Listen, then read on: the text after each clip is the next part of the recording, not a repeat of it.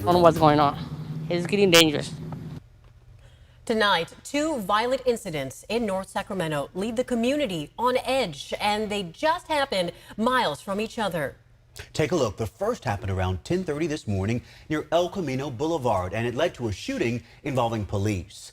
Another case forced an elementary school to go on lockdown near Norwood and Rio Linda Boulevard. Good evening. We are tracking it all tonight. I'm Chris Thomas. I'm Laura Painter. Thank you for joining us.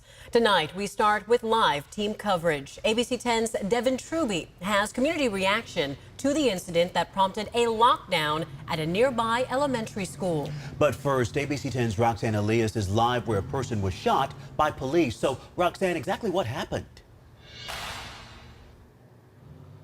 Chris and Laura, there are still several police officers here on scene leading the investigation. They're asking community members for surveillance video, for video that you may have taken with your cell phone that maybe caught the incident. Right now, right up the road, if you can see, this incident happened right there at Cantalier and El Camino. Community members here tell me they're saddened to see yet another shooting happen here in their community.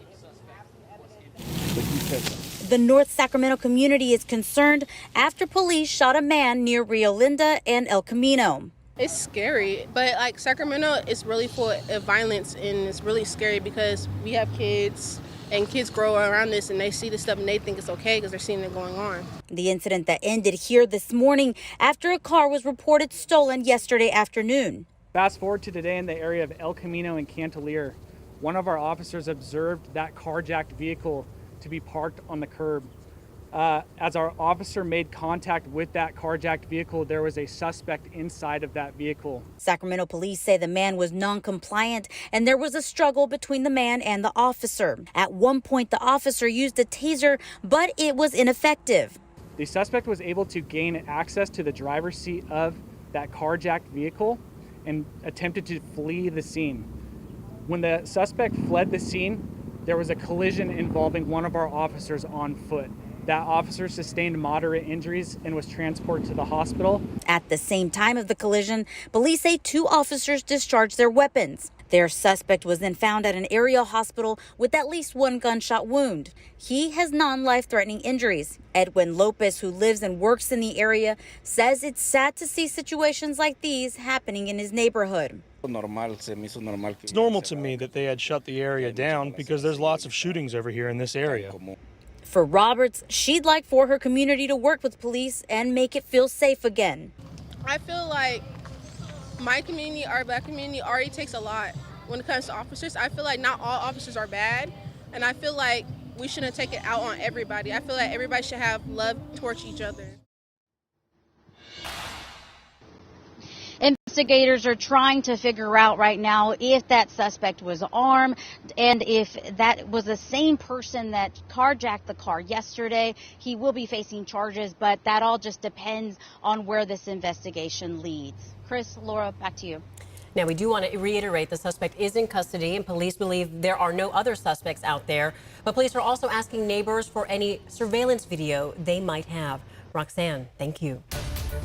Well, now to a second case just blocks away, forcing an elementary school to go on lockdown for about 10 minutes or so. But it's sparking a bigger community-wide discussion about the need for change. ABC 10's Devin Truby is live tonight. And Devin, you had a chance to speak to parents? I did, Chris and Laura, and this was certainly not the scene those parents expected to be bringing their kids to school to. The investigation still ongoing 7 hours later with detectives on scene. As you can see, the road also still clear. And caution tape was seen by kids while they were out at recess today playing. That's a powerful image and also a signal to the community that they need to invest now for better neighborhoods. This was not the scene Juanita Roblado wanted to walk her preschool student through. It was a safe community, but it's getting dangerous. I don't know what's going on. I'm scared already to even take my daughters to school.